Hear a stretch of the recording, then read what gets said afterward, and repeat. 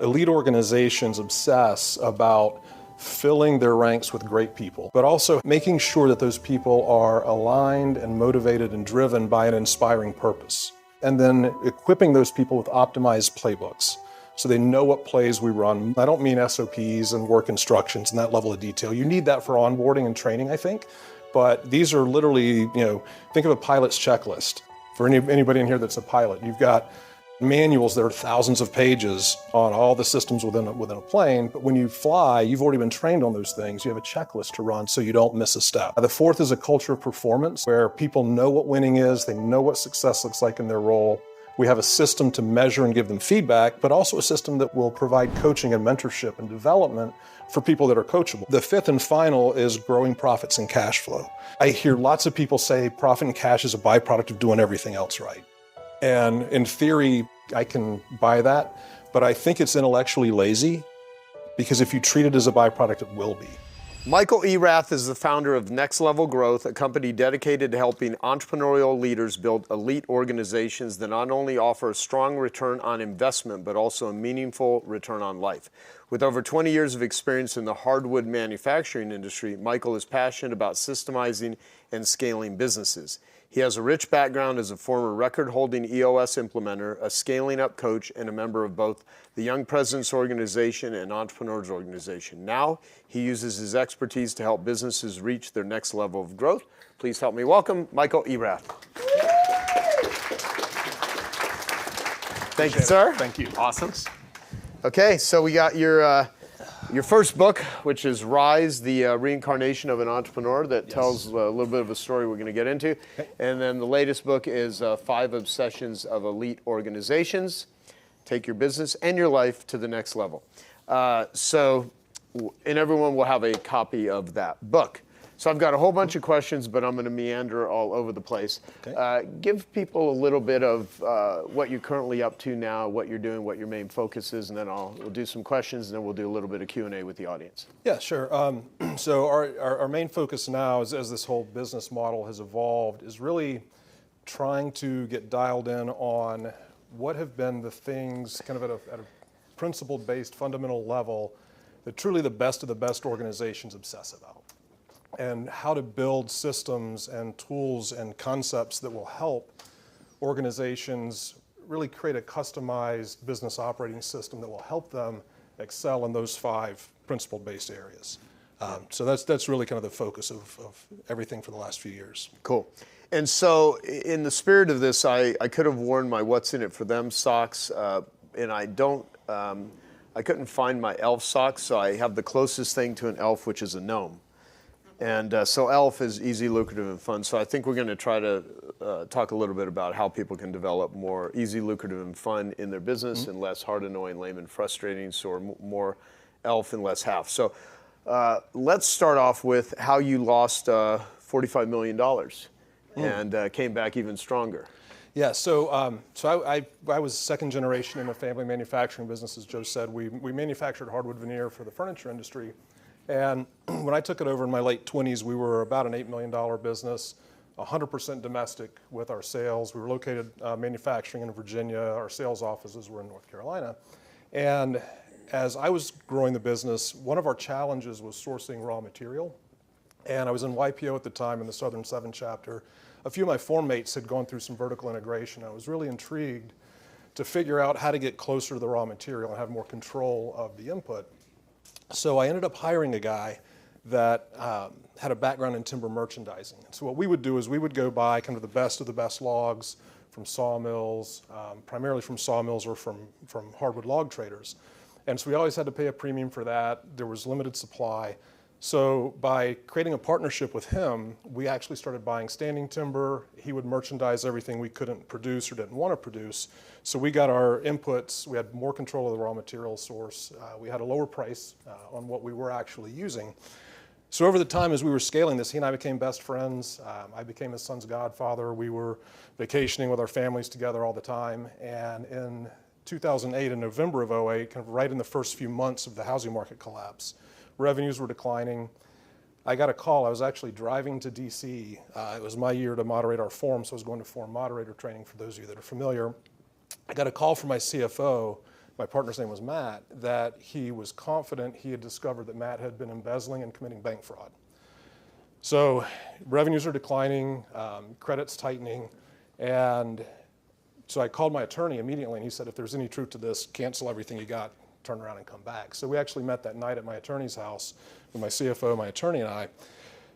We hired a private investigator that was a retired FBI forensic accountant that had a private service, and took him about 3 days working with my CFO to put it all together. But we found out that the guy that was my best friend had embezzled $500,000, and he was signing falsified borrowing-based certificates to a federally chartered bank.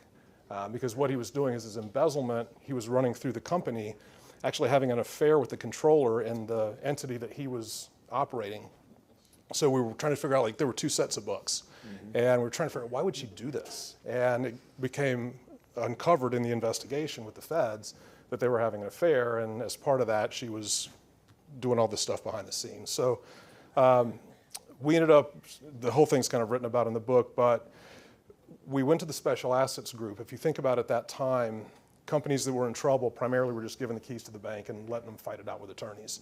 I was in a situation where by then my father had passed. We had recently transacted my mother out of the business, but I had borrowed $6 million on a term note about 18 months earlier to add some production lines and rebuild the factory. My mother was hung on the bank guarantee, but no longer had equity, and my father had passed, so I had to figure out how to navigate that.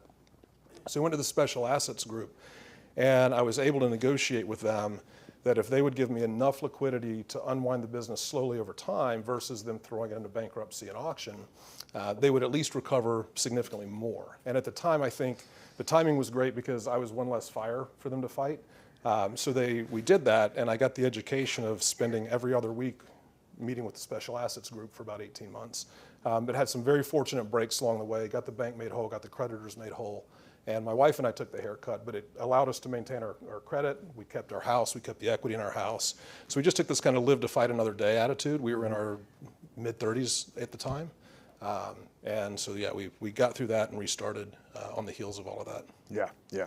And I should have made the distinction. You didn't lose $45 million. It was a $45 million company. Right. Yeah. And felt like it, though. Oh, God. Yeah. Like early on in, a few years into my my marketing business, I had, I'm not even going to go into it because I could take, it's not, it could be relevant for morbid curiosity reasons, but I was going through some very difficult personal stuff, and I had a client that was seeing, a success story, had done well. I was going through some personal challenges, said, I could help you run this company. I know your stuff. I had her, I involved her and sort of highlighted her to my clients, and my business was doing extremely well. Is that Joel Weldon doing it? Yeah, of course it is. Yeah. So there's always one in the room, right? Isn't it? No, yeah. So I ended up, turning my company over to a person that would look me in the eyes and tell me they loved me and how much they cared about me. And about 9 months into it, I started, looking at some financials and seeing vendors that I didn't know who these vendors were. And, I started looking into it, and it was really hard to track down who they were. And what was happening is this person was sending checks and stuff to a fake vendor, but I found it was DBA doing business as, and and then I hired a forensic accountant, and we made the determination it was probably had embezzled about $200,000, and it was really well done, and it was such a difficult paper trail that they're like, it's going to cost as much to try to figure this out. So I had to basically get my company back and not have this person destroy it, but it was really, it really messes with you psychologically when people not only steal from you, but they're people that are close to you that are, like, one of my biggest pet peeves are people that bite the hand that feeds them, right?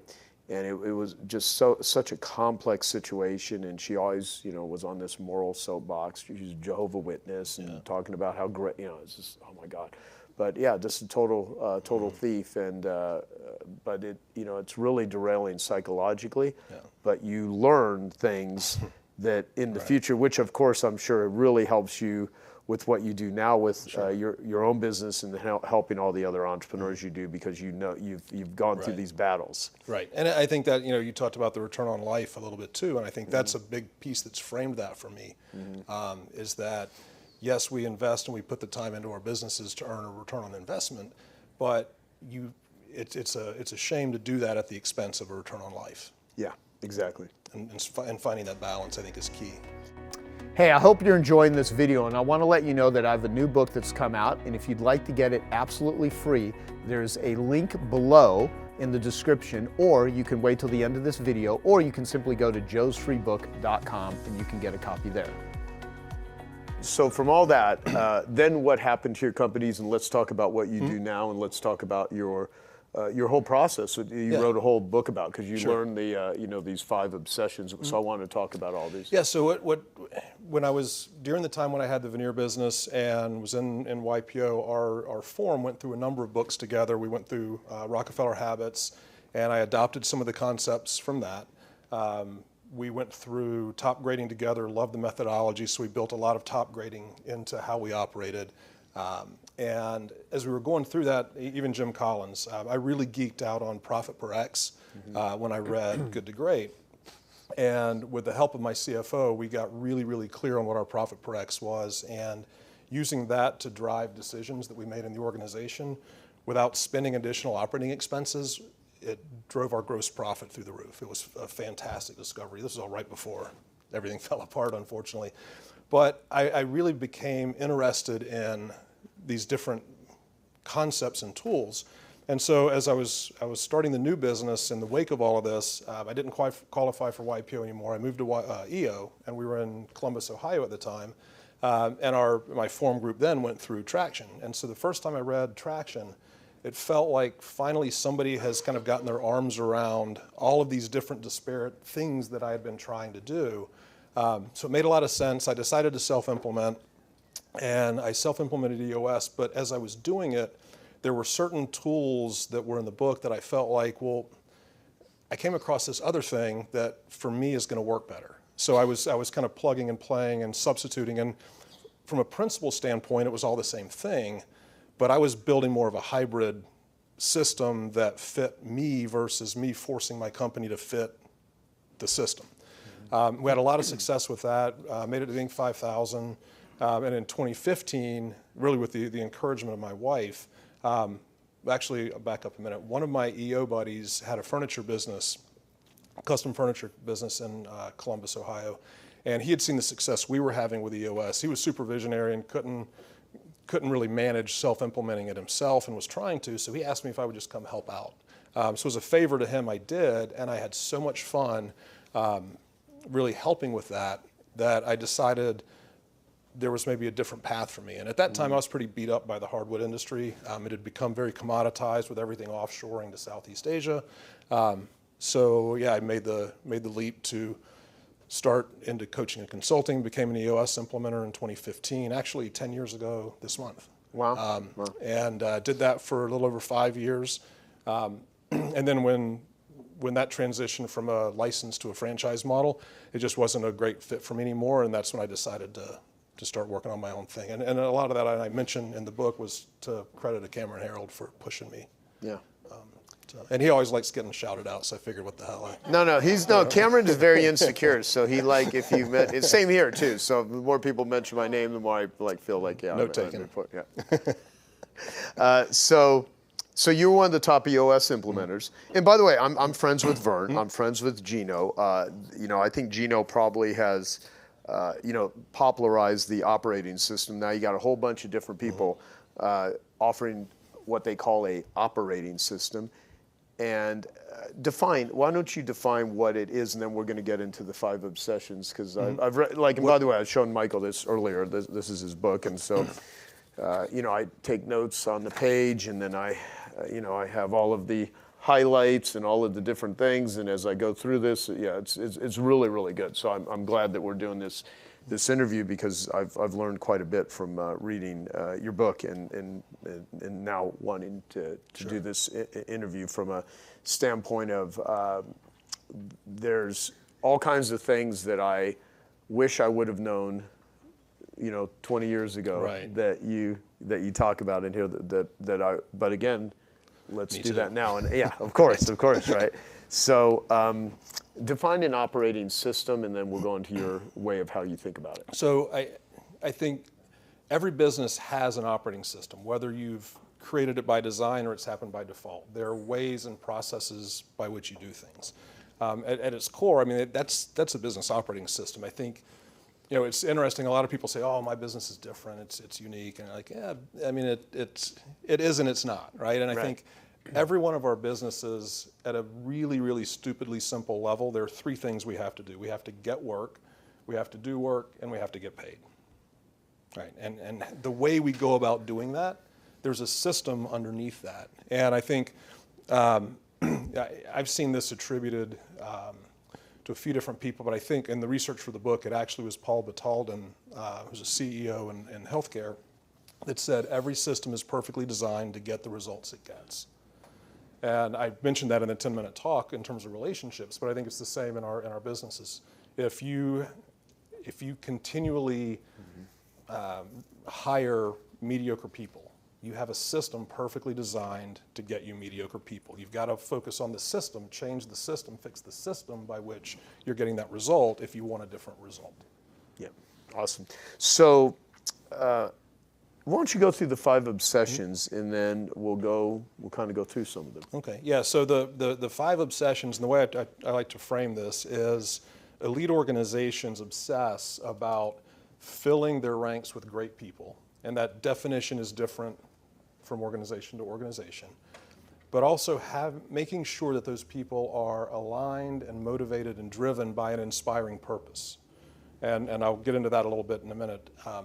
But great people, inspiring purpose, and then equipping those people with optimized playbooks so they know what plays we run. So many things within our businesses are predictable and consistent.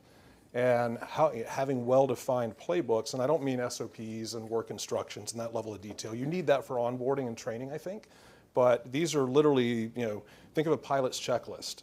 For anybody in here that's a pilot, you've got manuals that are thousands of pages on all the systems within a plane. But when you fly, you've already been trained on those things. You have a checklist to run so you don't miss a step, right? Because bad things happen.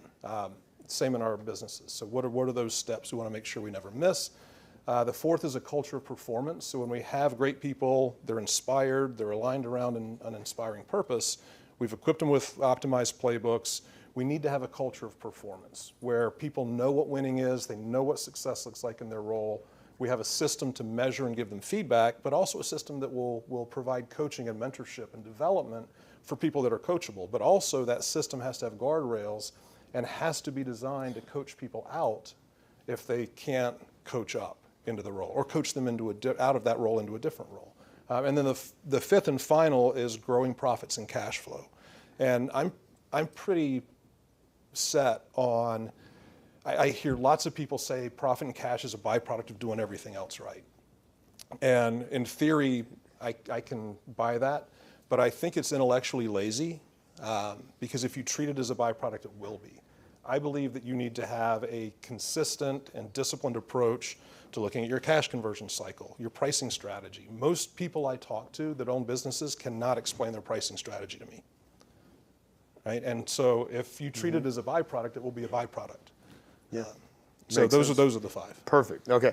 So you say most people problems stem from unclear expectations. So I wanted to ask, what are some steps that we can take to fix that, and how do you recognize it? Yeah, I think that was kind of an epiphany I had, and I've done research to try to see, did somebody say this already? Because I wanted to attribute it and I couldn't really find it. But I genuinely believe that the underlying cause of most of our frustration with people is a result of unclear expectations. When you think about people you're frustrated with, how clear are the expectations really? And so, you mentioned Gino. I learned so much from him, and there was so much value I got out of going through the EOS process in our own business. And at the same time, so you were talking about Colby yesterday. So I'm actually an 8623, so I'd probably be a really good COO. Mm-hmm. And it surprised me at first because at too quick start, I'm like, no, I'd like to take risks. Like I've been a pilot, I've flown multi-engine airplanes, I raced in Porsche Club for a while, but what I realized is I take calculated risks because of my fact finder. Right. So I do love the risk, but I'm super calculated about it. But one of the things I felt like the accountability chart versus an org chart was a really big evolution that had a lot of positive impact. But then as I started really working with people and getting into coaching people in very acute specific areas, for those of you that use EOS or have an accountability chart, if you've just kind of copied and pasted and you've got a director of operations, for example, who has as one of their roles make the product or deliver the service, that's still pretty vague, right? And how do you really hold somebody accountable? What's the expectation? What's the standard of the bar? And so what we've evolved to, we wanted to really maintain the beauty and the simplicity that Gino created with an accountability chart, but add some context and clarity. And so we came up with this concept we call mission, most critical outcome, and obsessions. So it's 3 components in an accountability chart, and everybody's going to get a copy of the book. There's tons of information and examples of this. But if you think about for a specific role, if you could distill down to one sentence, what's the high-level mission that defines success in that role? One simple, clear sentence. Oftentimes it's almost dumb how obvious it is, and I even my own head trash when I'm teaching it is it's like we get to these, I'm like, it's so obvious. But the reality is we don't hold people accountable to those standards. So once we have a clear mission, so you could take, maybe take a director of sales in an organization. It's probably something as simple as ensure the consistent execution of the sales strategy and plan to meet or exceed revenue goals. That's obvious. But how many people have sales directors who are consistently missing our budgets, missing our forecasts, and we don't really do anything about it? Because there's not that level of clarity that when you agreed to take this job, that was your mission. And if you fail to consistently achieve this mission, you're not successful in the role, and something may have to change. Once we get clear on the mission, the second component is what we call a most critical outcome. And the idea with this is to really focus on a results or outcomes-based approach, as opposed to just here are the things you need to do, and here are the leading activities. So with a most critical outcome, the way we teach this is it answers 2 questions. Number one, once you have clarity on that mission, what is the single most critical outcome that you can measure that proves success in the mission? And so at high-level executive seats, it's very obvious in most cases, but this logic works down to frontline employees. And I think that's where the real magic and power is. You talked earlier about, where's Alex? You talked about cost of inaction. He's back there. Yeah, right. So the second question that having a most critical outcome for every role in your company answers is, given the fully burdened human capital cost of the person who's actually in the role, what outcome do they have to achieve to prove we're getting an ROI? I think you and Cameron yesterday were talking, maybe Cameron said it, was it 3x in 3 to 4 times in gross profit dollars? And I would say they're fully burdened cost, right? So all in. It should answer those 2 questions, because now you get a lot of clarity. I think there's so many things we invest in our businesses where we will go through a return on investment analysis to decide which platform are we going to purchase, what piece of equipment are we going to purchase, what vendor. But our biggest expense is often our human capital, and we don't look at it through the lens of ROI. And so I think that's a very measurable way to get to an ROI mindset. And then lastly is obsessions. And so the obsessions within an accountability chart are typically 2 to 4. But for example, on the director of operations, make the product, I would advocate for something more like they own the operations, process, playbooks, execution, and outcomes. That's how we go about making the product, but that's very specific. And now I can hold them very accountable to, are you taking ownership of it? Are we getting the outcomes of what we want? Is it being properly executed? Which means you have to own the training, you have to own the playbooks, and you have to own the outcomes. And the way that filters down into an organization is if you have a supervisor who's reporting to a director of operations, their obsession might simply change to say, drive the operations playbook execution and outcomes. Because at that level, we don't want them changing the process, they don't own it, but their role is to drive it. And so now we can evaluate them and give them feedback and coaching around how well they're driving those playbooks.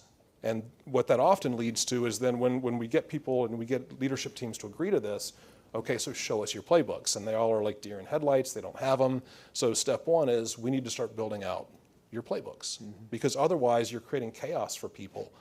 Even with onboarding, we talked yesterday about, you guys had some great conversations about recruiting and hiring processes and the study. I mean, Cameron's a student of these things and has been for his career. But one of the things I love to ask people is, if I were to interview the last 10 or 20 employees you brought on board, would they tell me they had a great onboarding experience or that they got waterboarded? Right? And I think most of us waterboard new hires. Right? I was going to make sure that they got the joke. But if you think about it, right, that leads to less retention. You have 90 days in, you have employees who are frustrated, who don't really know what's expected of them. And it's not that difficult to build a really great kind of first 90-day onboarding process. And if that relationship is built in that onboarding process between the employee and the person to whom they report, one of a few things happens. Either the boss realizes that they made a great hire because the person's been coachable, they've hit their ramp plan, and we feel really confident. Or we realized we made a bad hire and we've pivoted quickly. What was it in the March meeting? Someone was talking about the poker players, professional versus amateur poker players. The pros play less hands. Like, this perfect analogy for people. Like, when you know you've got a bad hand, stop waiting for the magic card to show up because you got a bad hand. Like, deal with it. But the other thing that will happen is, if you have a really dialed in onboarding process with lots of check-ins between the boss and the new hire, is that sometimes that new hire will realize, holy shit, there's nowhere to hide from accountability in this organization. I can't fake it here. I'm going to self-select and leave, which ideally is exactly what you want because they're gone quickly and you can refill it. Most of the time, though, what happens is that employee feels like, damn, this is the first place I've ever worked where they put this much time and energy into me. I've got a great relationship with my boss. They've got my back. Those employees will always bring more creativity and passion and energy to the work that they do because they feel appreciated and valued through that first 90 days. Yeah, no, this is really great. I mean, I have a couple of questions. I moved ahead here about, you talk about process playbooks, so I want to go a little bit deeper into that. Like, and then the other one is, the onboarding versus waterboarding, and what should, like, the first day, the first week for a new employee, look like if you want to set them up for success. And so maybe let's first start with what I wrote is, how do we get founders and leaders to stop using the excuse, we're too busy fighting fires, to avoid documenting and standardizing their systems? And I say this because I have spent weeks of my life fighting fires that, had I known how to set up something on how to prevent the fire in the first place, because Dan Sullivan, I've talked with him about people that are usually fighting fires are arsonists. Right. Yeah, it's a great quote. And I could call myself guilty of that. You get in, visionaries are like, they're so fast, they're so quick. They assume that everyone understands and knows, which I often do. And a lot of times I'll be like, how could someone be like not seeing this? Like, are they stupid? What the hell is going on here? And the reality is, it goes back to the expectations. People can't read minds, and Cameron talked about this yesterday also. So the process, here's how I like it. And by the way, this is described in the book. Secondly, not just writing it down. Now with AI, I think you can do a lot of stuff easier. And then third, just the whole video. Like, I record videos a lot, but I've not organized it in a way to where, it's like, duh. If I had just a little bit better organization, I could have all of this captured. So let's go back to, what is a process playbook, and what's the difference, even though you've touched on it, between an SOP, so that everyone here is not thinking you got to document these long everything, but just, Yeah, so process playbook, and I haven't read the book, but I know EOS came out as part of their library with a book on this. Chris Ronzio, I think, has written one, the founder of Trainual as well. But essentially, the idea with a playbook is it's the higher level kind of workflow, and it's just, you almost think about building a checklist for, what's our sales process? What triggers it to start? What are the actions that happen and what's the outcome and who does the handoff go to, right? It's a simple high-level checklist. The SOPs are the underlying support of that. And one of the things that we encourage people to do, most of our SOPs are around things that are done in this day and age on a computer or in some sort of device. So when you have, for example, if you're for someone new in an administrative role who is taking information from the sales team and they're putting things in the CRM and setting things up with, within the systems, when they're just doing that work, have them do a Loom video and talk through what they're doing as though they're training somebody, so they get into all the detail of it. Most people like to learn through videos anyway. You can then use something, you can use a sonic transcriber or some AI tool to create a transcript and have ChatGPT formatted into an SOP for you. And even have that then extract, like, what's the playbook look like? And if those get you 80% done drafts, then you're most of the way there. But I think the biggest challenge, a friend of mine likes to say, the only thing worse than believing somebody else's bullshit is believing your own. And when you convince yourself you're too busy to do the one thing that would keep you from being so damn busy, you have to kind of see the foolishness in that mindset. Somebody has to help you see, like, that's a really dumb position to take. It's natural. Most of us do that because the process stuff is busy work. It is a lot of work, but what isn't? Right. No, yes, absolutely. Yeah. How many of you can relate to that? All right. How many of you have fought a lot of fires because you neglected to, not pour gasoline on what became the fire? Yeah. So let me go to this. The thing about onboarding people, I think this will come up in this question as we go into talk a little bit about people. So you put a quote in there from Jim Collins that says, great vision without great people is irrelevant. Mm-hmm. So almost everyone here has really big visions, and they would like these visions to become a reality, and there's only so much they can do themselves. And so that being said, how do you interpret that quote, and what have you learned about recruiting, retaining, and growing great people? I think it starts, again, with getting really clear on your expectations, what the outcomes are that a role requires. And I was talking to Max Hansen on his podcast a few weeks ago, and I can't remember where I heard this, but somebody said to me one time that most interviews are two people sitting across a table lying to each other, right? And so you've got to be really, really clear and almost try to scare people away in the interview process in terms of what the expectations are, what the systems of accountability, what the check-ins look like. Because if they believe in the vision, and like Cameron talked about, if they understand your vivid vision, they understand where the company is going, the culture, they want to be a part of that, then you're able to use that as kind of a filter, because your true A players, the people that are really driven, they're going to hunger for that. And so if you can really kind of help almost unsell in that process, you'll end up, fewer people get through it, but also a lot of the garbage doesn't get through it.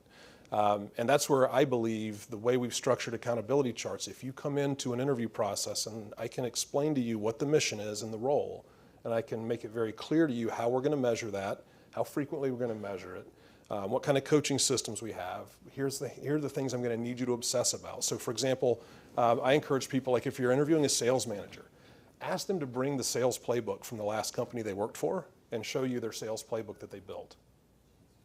You'd be surprised how many of them have no clue what you're talking about. So I don't necessarily want that person coming into my company to lead my sales team. I'd rather stay in the recruiting process until I find somebody who's like, yeah, let me send you the PDF or whatever, right? So having some of those standards, and then I think when you get into, once you've made a hire, and I said earlier, I think the onboarding process, actually a general one can be pretty simple. In EOS, we talked a lot about the quarterly conversations. And I had a client, we've modified that some like we've done with a lot of things, but I had a client that coined a term, we had started calling them coaching conversations, and she was the chief people officer for one of my clients, and she's a brilliant lady, and she said, coaching conversations sound very one-directional. She said, isn't it more of a calibration? I was like, damn, that's a great term. And so we start teaching now what we call quarterly calibrations. And so if you think about any piece of equipment you have, it has to periodically be calibrated or it will not perform well. And the relationship between a boss and their employee is no different. And so if you think about it as a calibration, it's a two-way conversation. It's a two-way meeting. And so in an onboarding process, and so those calibrations, the way we teach them is to have the individual employee, and again, it's all in the book, but to have the employee show up to that having done a self-assessment on how they think they're performing relative to each of your core values, to the mission, most critical outcome, and obsessions in their role. And the person to whom they report does the same thing. And you just sit down and you compare notes. And we've got kind of a scoring system on that to give it some empirical data. But if they're aligned, that's great. You're affirming it, you're moving on. But anywhere they're misaligned or there's underperformance, it allows you to slow down and talk through that specific thing in that specific area. So what I teach people to do is in the first 90 days, if you have kind of like your day one is the onboarding to the company, right? But if we have as a process that quarterly calibration meeting, if we do that at the 1 week mark, the 2 week mark, 4 weeks, 6 weeks, 8 weeks, and 90 days, right? That's 6 intentional times that if I go to work for Daryl and he's my boss, if my first 90 days, he and I sit down and have 6 intentional meetings, and these are 15, 20 minutes, they're not long meetings, he's gonna know whether or not I was the right hire, I'm right for the role. I'm gonna know if this is the right company for me, and I'm also gonna most likely have a really good relationship with him and know that he's got my back, he's gonna give me the things I need, I can go to him for support, I can be honest and transparent with him, and it's going to set me up for success. And so I think you kind of have to have that whole soup to nuts, right. Recruiting, what's our recruiting system? What's our onboarding system? What's the accountability and coaching system that we have in place? And really understand the nuance and the details of that to build something that's going to be scalable and really get you the outcomes that you're after. How many of you do not have a process like that currently in your company? Yeah. How many of you do? Okay, cool, awesome.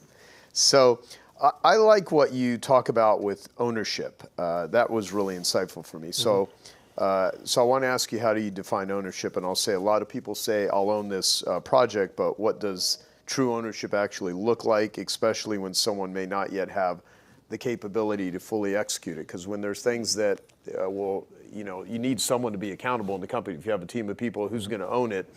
And then it doesn't get done. Or in the distinction you made, it's one thing about saying I'm going to own something. It's another about having the commitment to own something. And then if they don't have the capability to really fix it if it goes bad, they didn't really own it. Right. So how do you define ownership? So go back to the sales leader, for example, on an executive team. If one of the obsessions is to own the sales playbook, execution, and outcomes, and we are not hitting our outcomes, and they agreed to the budget for the year, they agreed to the sales number, and we're not hitting that, that's the person in the room, that's the one set of eyeballs or the one throat to choke that owns that process. And if that process isn't getting the results we want, they need to be the ones who go back into the process and figure out how to modify and change that. It doesn't mean they won't get stuck at times and need collaboration and help.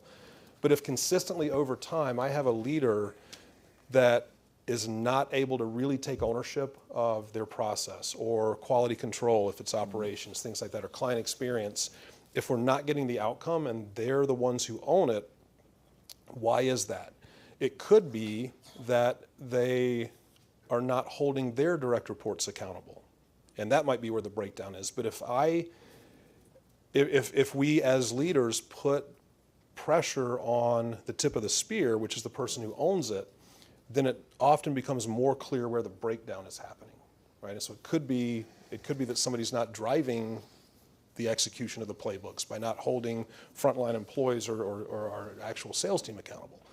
But until you bring that level of pressure to the leadership team member who's accountable for it, it's easy to come up with excuses and find reasons not to be accountable. How do we best set ourselves up to truly delegate versus abdicate? I think I think as human beings, we're bad at delegation to begin with. And so it goes back to, I think, very clear expectations, clear timelines. Brene Brown talks about this idea of paint done. Like, paint for them what done looks like, and make sure they're really clear on that. One of our partners actually was a chief people officer for a big behavioral health company here in town. And he's got a video on our YouTube channel that's really great. And he talks about when you've given somebody something that you want to delegate, and actually Cameron's got a really, in the second in command book, there's a great tool on delegation to kind of figure out what you want to hang on to, what you want to delegate. But the things that you want to delegate away, I think it's also important after you've had the conversation to ask that person, when you get back to your office or tomorrow morning, send me an email and just clarify what you're going to do and what you heard.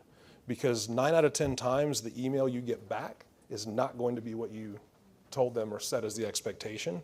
And so now you've created a document, but you also have you've given them time to process what you've delegated to them and what the expectation is, communicate it back to you, and then you can correct where it needs to be corrected and realign. And I think that's a big, sometimes missing step in delegation, because we think they got it, we're off to the next thing, and it comes back and it's nothing like what we expected. Right. Yep. Very good. So, okay, so this I found interesting. Let's talk about your ultimate dichotomy, where you're growing faster than your people. So what happens when your company outpaces its internal talent development, and how do you avoid that trap? It's really, really hard because of the emotional attachment we have. There's an example I give in the book. I think you had a picture with Craig DeMarco yesterday you showed.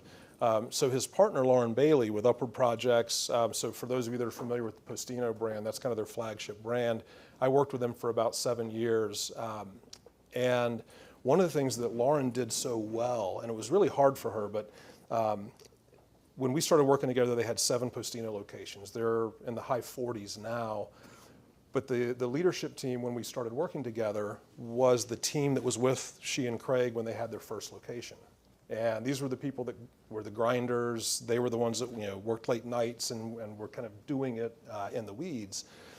And what she started to realize when we started working together, they had just gotten an infusion of capital from I think Brentwood Partners they've been with for a long time. It's been a great partner for them.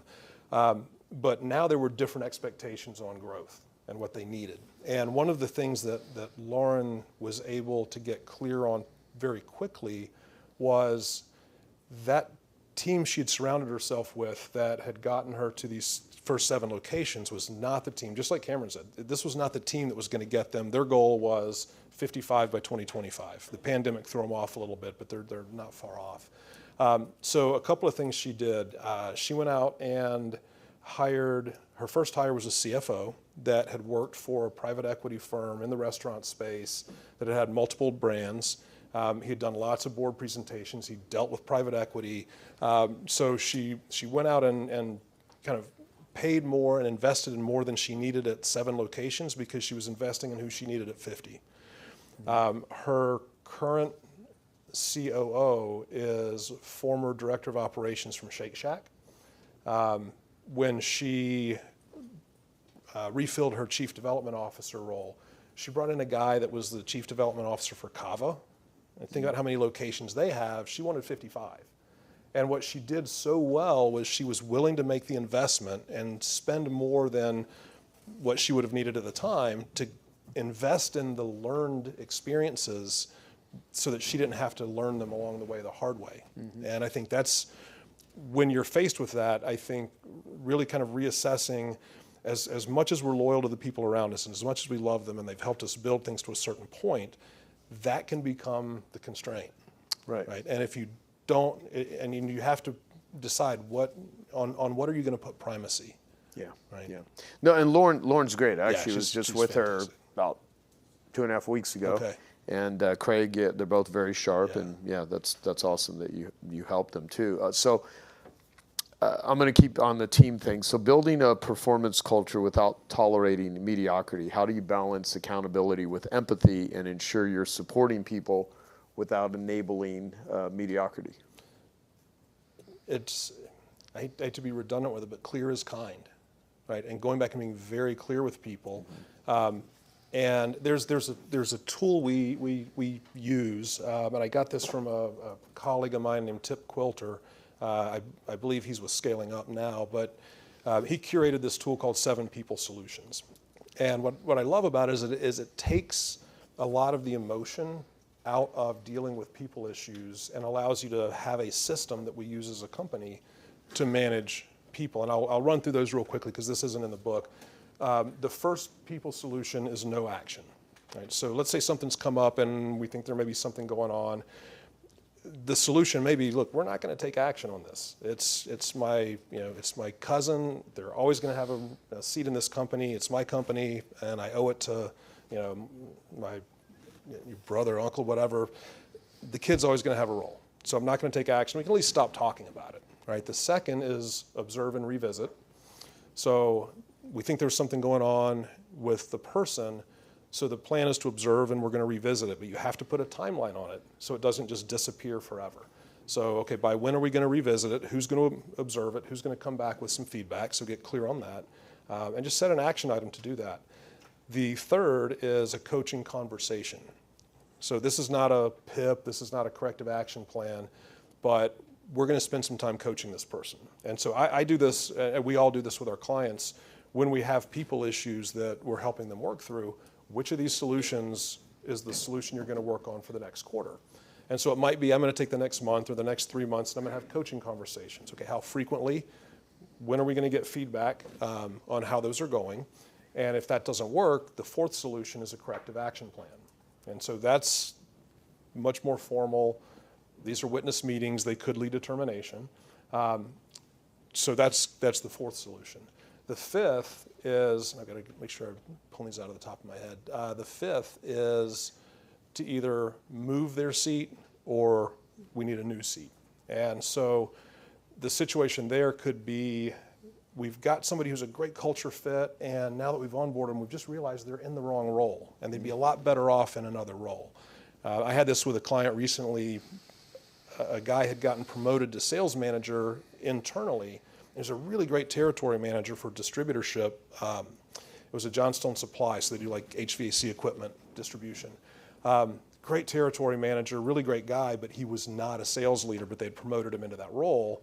It became very obvious he was underperforming, and he actually decided to step back into a territory manager role because he'd be a lot happier. He really loved the company, and he was a great fit, just not for that specific seat.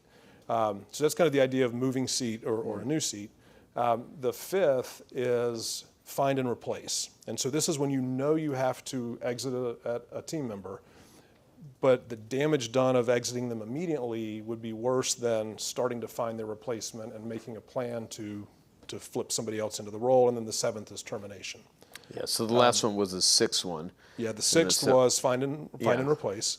And then seventh is just immediate termination. Okay. And so if you follow, again, it's a system that you can use in your business, and you don't have to use those 7. You can make it your own, but having a system as to how you escalate issues with people, I think when you do that, if you have a good system to coach and develop people that prove to be coachable, most people are able to level up, or they'll realize they don't have what it takes for that role, and on their terms, they'll self-select and move on, which ideally is the perfect, now they're not your HR problem anymore, but it's also been fair and kind to them because you've worked them through a process that's intended to get them where you want them to be. That's really, yeah, so I wrote down clear is kind, right, which is great. So 1, no action; 2, observe and revisit; 3, coaching conversations; 4, corrective action; 5, move their seat or new seat; 6, find and replace; or 7, termination. Yeah. How do you make firing people fun and enjoyable? For everyone involved, including people, Fun and enjoyable. Wow. Yeah, no, of course I'm saying that. Well, with the assholes, it is fun and enjoyable. But if you have a good recruiting and onboarding process, you avoid that. Yeah, and I love your notion of coach up or coach out. So let's talk about both those things. So when you do have to let someone go, I mean, maybe coach up or coach out. Maybe you'd start with that first. Coach up or coach out? Yeah, I think it's whenever, and so this goes back to, I mentioned our quarterly calibrations. And so we have some people use a 1 to 10 scale, some use a 1 to 5, some a 1 to 3. I look at it as there are really 3 compartments when it comes to behaviors aligned with core values or performance around a mission, most critical outcome, or obsessions. Does the person believe, and does their boss believe, that they generally have been exceeding the expectation for that specific thing? Do they generally meet the expectation, or have they generally failed to meet the expectation? So even if you just keep it as simple as that and bucket it that way, if you were my direct report and there was an area where I felt like you were failing to meet the expectation, as we go through that calibration process, we're going to talk about that, right? And so that's going to cause us to slow down, and we have to get you to a place of being able to meet the expectation. So the conversation then becomes, what do you feel like you need? Do you not have enough clarity? Am I not giving you enough time? Do you need more training? Do you need resources? Like, we're going to go through what the things are that you need. And I'm going to, as long as it's reasonable, I'm going to work to provide you those things. The next time we have another calibration, if you're still underperforming in that area, I've got to start thinking, have you been coachable? Have you been coming to me with questions? Things like that. And eventually that will work itself to a point where it becomes pretty clear that this is not working, in which case the person sees it coming. I mean, Cameron loves being called out so much, I'll mention him again.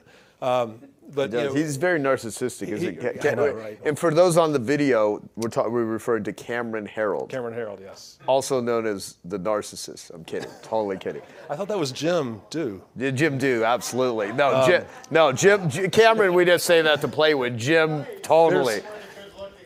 Yeah, Jim, there's something about being on the stage that it just kind of happens. I'm sorry. Where the hell were we? Where were we at? Help us out here before I threw everything off. When you have to coach them out. Yeah. Oh, well, Cameron was talking about, like, he didn't see it coming until the night before, really. Like, that's not okay. And I think if you have a good process and system to coach people on a regular basis that need it, they always see it coming. Yeah, and to what Cameron was saying too, like when you see 4 years of how that took a really strong relationship and how damaging that was. Now they've come back together, him and Brian, but yeah, that was a great point of how we do things matter. Right. Yeah. Yeah, exactly. Yeah. No, this is really good. So we're going to do some questions here in just a couple of minutes. So I have to ask you this. So what's the smartest way to define and share your company's purpose so that the team is not just compliant, but deeply invested? Internally, right? Yeah. Yeah, so I like that. And when we talk about inspiring purpose, a lot of it is how do we market what it is that we do? And there's a lot in there around marketing, but what I really focus on in the book, because there's so many great marketing books out there and I'm not a marketing guy, is most companies spend literally zero of their marketing budget marketing internally, right? Selling their vision. And one of the things we added about 2 years ago, I read Infinite Game by Simon Sinek, and he talks about this evolution of his thought beyond just your why, which he describes as your origin story, but really understanding your just cause. Like what is that future state that you're trying to get to with what it is that you do? And it's a future state that you may never realize, but that you believe in so powerfully, you will commit your entire career to its advancement. And so we've actually now modified our strategic vision and plan work to include a just cause that drives a daily purpose and all of those things. And so I think, one, you've got to be authentic with those things, but once you really understand what they are, being able to consistently communicate those to the point that it does feel almost cultish. Right? I mean, the first 4 letters of culture are cult. You've got to really believe those things and not just profess them, but practice them on a regular basis. And when employees see that consistently over time, it builds trust and it builds buy-in. And I think even in the interviewing process, it's like talking about selling your vivid vision in the process. That should pull people in that are the right people. Yeah. Yeah. Good. So what's interesting, your book. So the book. because we're here at Genius Network, and how many of you have written a book or written several books? Yeah, so a lot of authors in the room. And there's different reasons to write a book, documenting things down. And there's one of my regrets, I wish I would have written an actual book very early on. I did write books, I wrote courses, but they weren't sold for like 10 or 20 or $30. They were like multi-hundred or multi-thousand-dollar courses. And I sold millions of dollars worth of education and training. I did all niche-specific courses the first 10 years of my business. Then the very first general marketing one was the Nightingale Conant course that I did in 2004, which was called Piranha Marketing: The 7 Success Factors to Multiply Any Market, to Dominate Any Market You Enter. And it became the #1 selling marketing program of all time for Nightingale Conant. But that was an audio learning company. It wasn't a book. Simon Sinek, even in 2009 at Gathering of Titans, he got my Piranha Marketing program. And then about, I don't know, it was probably like 6-7 years ago, I was at TED in Vancouver. And Simon came up to me and he said, I just want to let you know your book was really helpful for me when I launched Start With Why, and I had no idea of that. And now the reason I bring this up is if you have great ideas and great knowledge, don't keep it to yourself. There's a lot of people that will benefit from it. So your book here, from my perception of it, it's a really great book to describing how you look at entrepreneurial operating systems, how yours differs, which I'll ask you that question before we start taking questions like what makes yours unique compared to other things. I mean, people can obviously tell from just us talking. But you also put things in the book that are response mechanisms to drive business to you, such as you have the Ask Michael Erath, using the Delphi clone, right? And you have different tools that you have people download. And then you paint a whole picture of a future of what your business can be like if you do all of these things, and then you give people how to do it themselves. And then you're like, but if you want us to do it for you, we do that. Right. So your book is, I'm imagining, is just a way to paint the picture of what's possible. Here's how to do it. And by the way, we can help you do it for you if you want. So what did documenting all this in a book do for your thinking, and how's it working for you right now? No, I appreciate the question. So when I was part of EOS, it was a lot smaller at the time, and I had a lot of time with Gino, and we had some really interesting conversations about his thought process and the strategy behind him writing Traction and really giving away so much of what he had created. And it really was a brilliant approach. And it allowed someone like me who really and again, I mean, as an 8623, I wanted to have it in my head. So I wanted to self-implement it. I wanted to figure it out myself. And there are people like that could afford to hire somebody, but they just want to do it themselves, and that's totally fine. So this is a resource for that.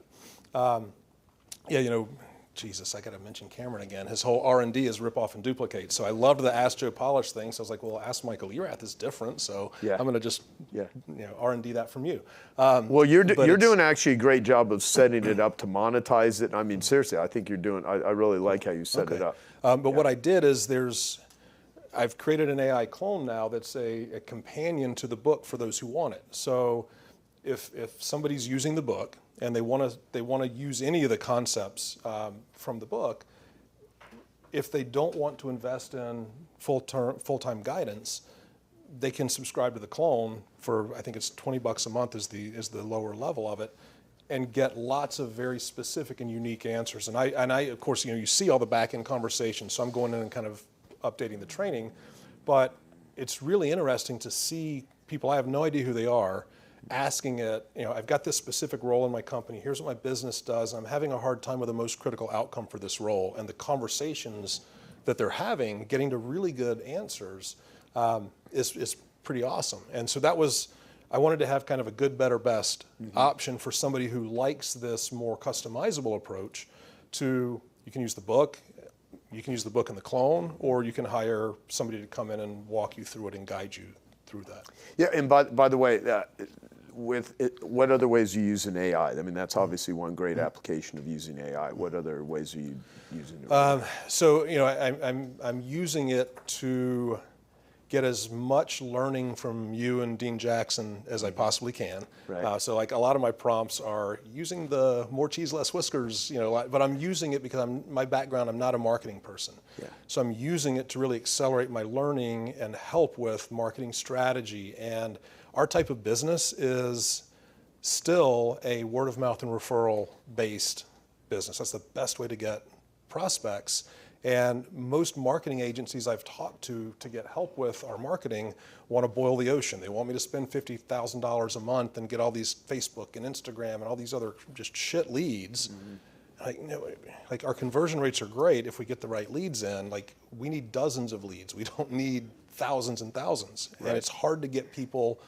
But again, this goes back to kind of the whole premise behind our approach is one of the things that I believe, and I don't, it works for a lot of people, but most of the systems that are out there and the coaching that are out there put primacy on the system, not the user. And that's the one thing I think we've tried to pick up on and say, how do we flip that? How do we take a user first, results first approach? And that's where it got back to principles versus a system. So we refer to ourselves as a principled approach, not a prescriptive system. Gotcha. And so in our tool shed, we've probably got over 90 tools now. Nobody uses all of them, but I've studied so many different systems and authors and thought leaders, and I want to make sure that if something that's generally a best practice that we recommend doesn't feel right to somebody, I've got 5 or 6 options of other things I could show them to get them thinking differently about how to create a system in your business that's going to work, fit your culture, your circumstances, that still advances that principle if you agree to the principle. Mm-hmm. Yeah. Well, I want to, this has popped into my head. So back in 1997, Michael Gerber had hired me for consulting at the eMyth Academy. And when I first read the eMyth, before I learned marketing, it was like, oh my God, like the greatest insight, the entrepreneur, the technician, the manager, and, systemize your company. And I just had the seed planted in my head. And this is when I was a dead broke carpet cleaner, trying to figure out how to make my business work. Reading the eMyth was one of the first books that gave me this, this aha insight.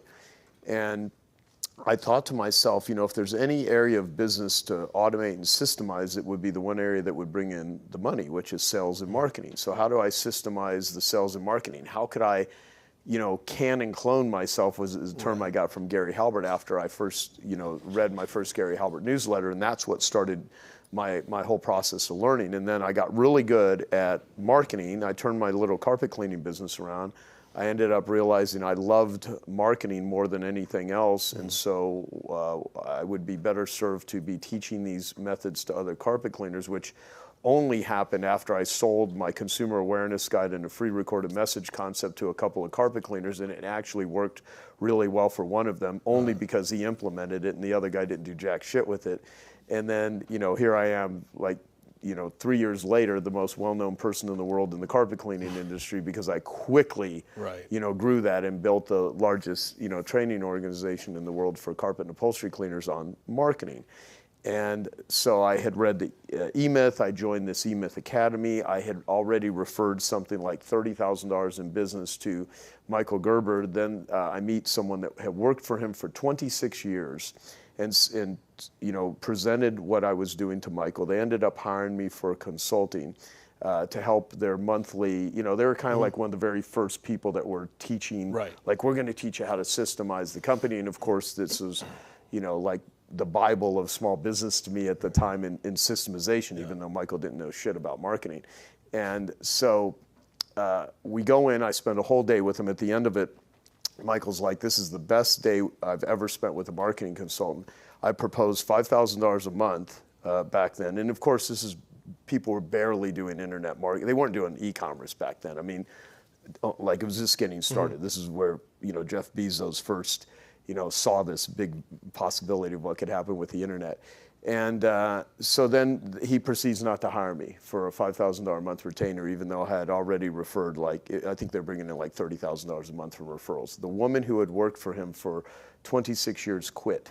She's like, I've been trying so hard. And Michael was the most unsystemized person I'd ever seen in my life, even though he was so good at now, brilliant book, brilliant speaker, you know. So, but his company never did what he taught other people to do. You guys talked about that yesterday, right? Do you know how to do it, or have you actually done it? Mm-hmm. And I've learned that there are people that are successful, and then there are people that are reporters of success.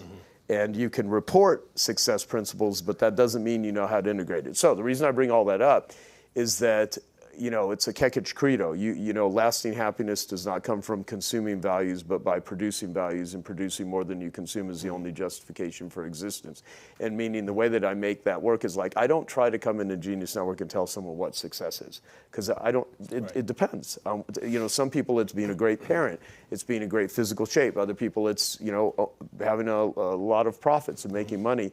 And if this was just about business, this group, it would be, but it's not. It's about build a better entrepreneur. And there's many aspects of successful humans that is beyond business.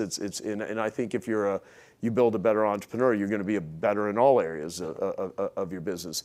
But it's like a lot of people try to put people into a cookie cutter system and say this is the way that you need to make it work. And, you know, and so it's even if you put people into a quote unquote system, if you make it, if you let people plan the fight, they won't fight the plan, right? And so you set it up so it's their ideas, it's their goals, it's their ambitions, and you help lead them there. So